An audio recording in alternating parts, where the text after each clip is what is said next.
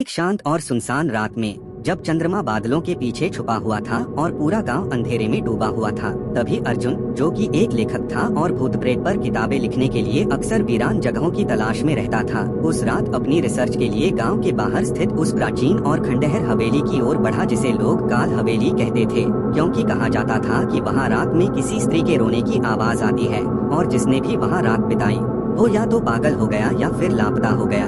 लेकिन अर्जुन, जिसे अंधविश्वासों पर विश्वास नहीं था, उसने सोचा कि ये सब मनगढ़ंत कहानियां हैं, इसलिए वो अपने कैमरे, टॉर्च और नोटबुक के साथ हवेली के टूटे फाटक से अंदर दाखिल हुआ।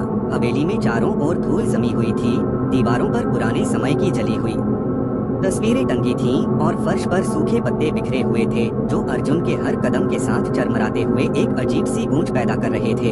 तभी अचानक एक जोरदार आवाज आई, जैसे किसी ने ऊपर की मंजिल पर कोई भारी चीज गिरा दी हो। अर्जुन ने घबराकर ऊपर देखा, लेकिन खुद को संभालते हुए उसने सोचा कि शायद छत कमजोर हो गई होगी, इसलिए बिना रुके वो आगे बढ़ता गया। एक पुराने लकड़ी के दरवाजे को धक्का देते ही उसे एक हॉल नजर आया, जिसमें एक बड़ी सी खिड़की से चांद की हल्की रोशनी आ रही थी और उसके ठीक सामने एक पुराना झूला अपने आप धीरे धीरे झूल रहा था, मानो कोई अदृश्य शक्ति उस पर बैठी हो। अर्जुन की सांसें तेज हो गईं, लेकिन वह डर को अपने ऊपर हावी नहीं होने देना चाहता था। उसने कैमरा ऑन किया और रिकॉर्डिंग शुरू कर दी। तभी झूले के पास रखी एक गुड़िया की आंखों से लाल रंग टपकने लगा, जैसे खून बह रहा हो, और झूले की डोरी चरमराने लगी। अर्जुन ने तुरंत अपनी टॉर्च उस ओर घुमाई, लेकिन टॉर्च की रोशनी जैसे उस जगह से टकराकर वापस लौट रही थी, मानो वहाँ कुछ ऐसा था जो प्रकाश को निगल रहा हो।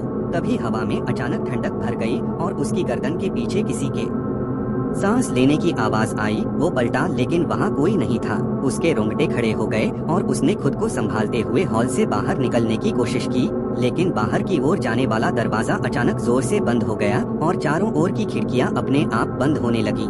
हवेली की दीवारों से एक धीमी फुसफुसाहट गूंजने लगी, जिसमें किसी औरत की कराहट और किसी बच्चे की हंसी मिलकर एक भयावह संगीत बना रही थी। अर्जुन ने कांपते हाथों से अपनी नोटबुक निकाली और सब कुछ लिखने की कोशिश करने लगा, लेकिन उसकी कलम अपने आप चलने लगी और उस पर कुछ अजीब सी भाषा में अक्षर बनने लगे, जिन्हें वो पहचान नहीं पा रहा था। अचानक उसकी नजर सामने लगी एक तस्वीर पर पड़ी, जिसमें कोई चेहरा नहीं था, लेकिन जैसे जैसे अर्जुन उसे देखता गया, वैसे वैसे उसमें उसकी अपनी शक्ल उभरने लगी। वो घबरा गया और भागते हुए सीढ़ियों की ओर बढ़ा, ताकि ऊपर जाकर खिड़की से बाहर निकल सके। लेकिन जैसे ही वो पहली सीढ़ी पर चढ़ा, उसकी टांग किसी चीज से लिपट गई और वो जमीन पर गिर पड़ा। जमीन से उठते हुए उसे महसूस हुआ कि किसी ने उसकी पीठ पर नाखून गड़ा दिए हैं। दर्द से कराहते हुए उसने ऊपर देखा तो वहाँ एक छाया थी, जिसकी आंखें लाल और चेहरा बिना आंख, नाक, मुंह के एक काली दरार जैसी आकृति में बदलता जा रहा था। वो आकृति धीरे धीरे उसकी ओर बढ़ी और अर्जुन की आंखों के सामने अंधेरा छा गया।